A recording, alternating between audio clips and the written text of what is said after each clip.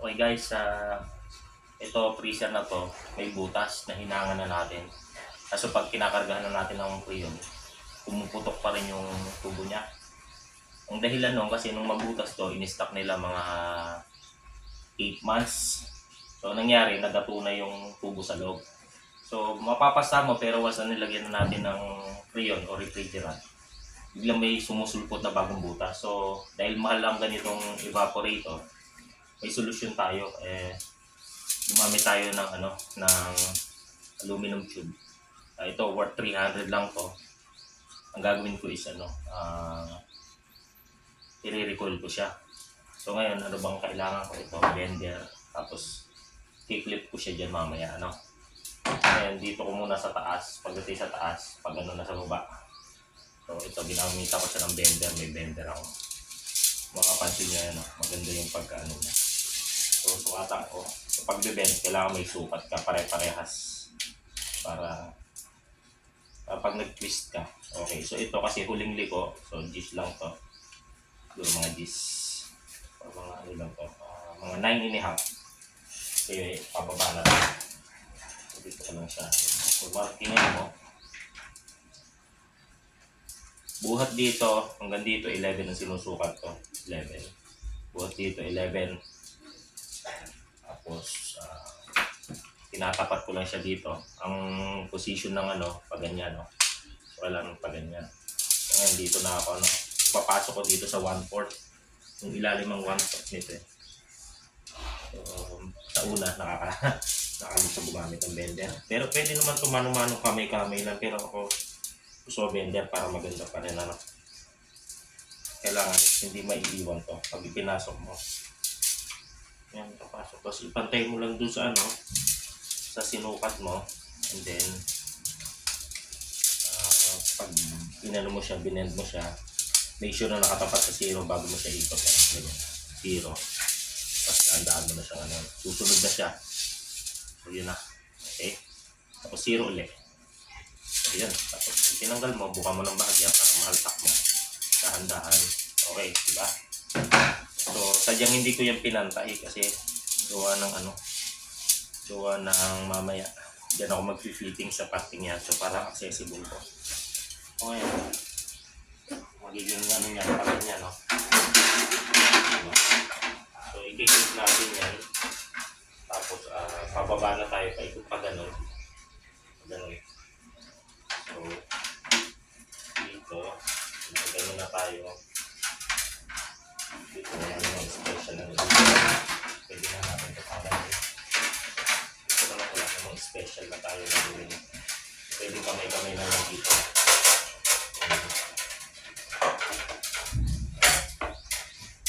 I-recall tayo. So ngayon na natin i-clip para layout muna. Para mo tuloy-tuloy na.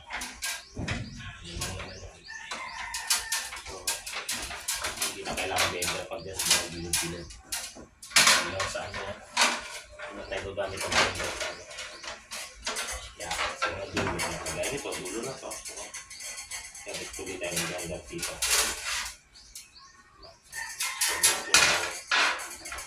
Dito.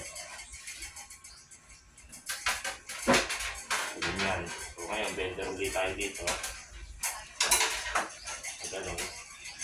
So, diretso sa kabila ng pattern. Okay, so bender. Dito tayo. Dito sa mga marking na siya. Para hindi siya lumagpog. Okay.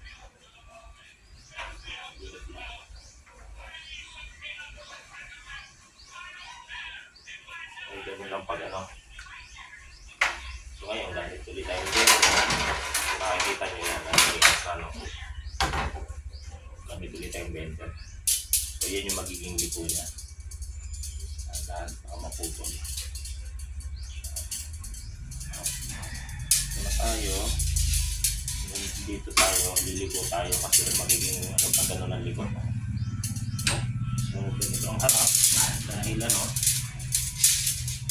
so taupo mo na ganyan. Kasi ang paling natin is pag ganun lagi.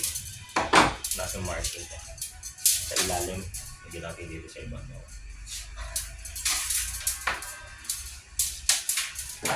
Mamaya ako na i-flip. So, ang harap ng blender, ganyan lagi. Pag salpak mo, kailangan yan. Ganyan siya. Para yung guhit, ipapantay mo doon sa pinakakanto. Wala ang problema kasi malambot naman aluminum. Mas maganda gamitin ng aluminum kasi mas mabilis siya lumamig kaysa sa tanso. Tanso kasi makapal. Ang tanso makapal. So, aluminum gagamitin natin. So, pwede mo naman iangat muna ng bahagya yan kasi malambot lang naman yan. And then, pag inano mo na niliko, papatya sa 0, ganyan, 0.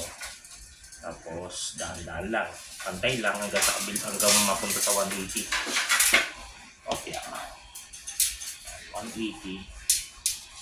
Yan, diba? Ngayon, nagluto na natin. Naglutuan na natin ng konti para mahaltak yung ating blender.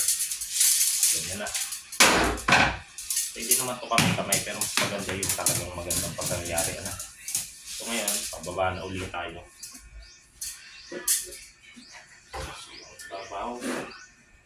Natin ito. Ganyan tayo.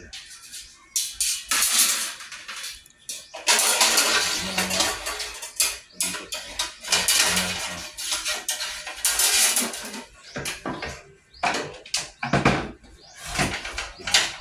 Yan, dito.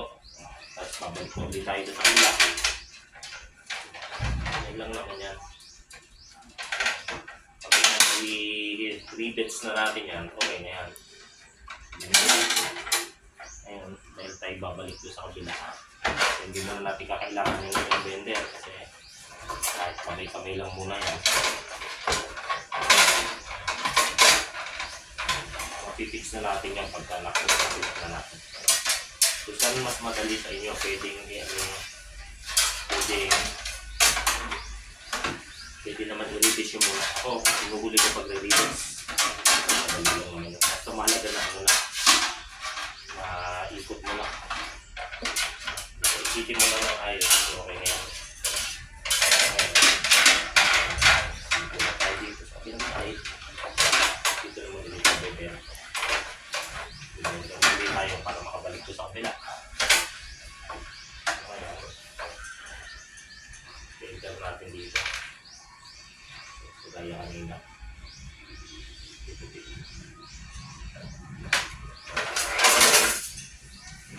Okay, so alas patapos na, di ba? Ngayon, so ganun ulit. Ang harap, laging ganyan. Iikot mo kasi yan doon. Pantay mo lang doon sa pinaka-ano. Pantay mo lang siya. And then, pag ginawa ko mo na yung blender, hindi. Papantay mo sa 0. Sasara mo lang ganyan. And then, dali mo sa 180. 180. Okay, so okay na. Dali mo ulit. Handaan. Ayan. Tuloy-tuloy yan. Paulit-ulit lang gagawin mo. Hanggang sa papuno mo na yung plate ng ng freezer. So, ganun lang guys. Ang So, maya-maya, pagyari na to, papakita ko. Pipicture ako. Okay na.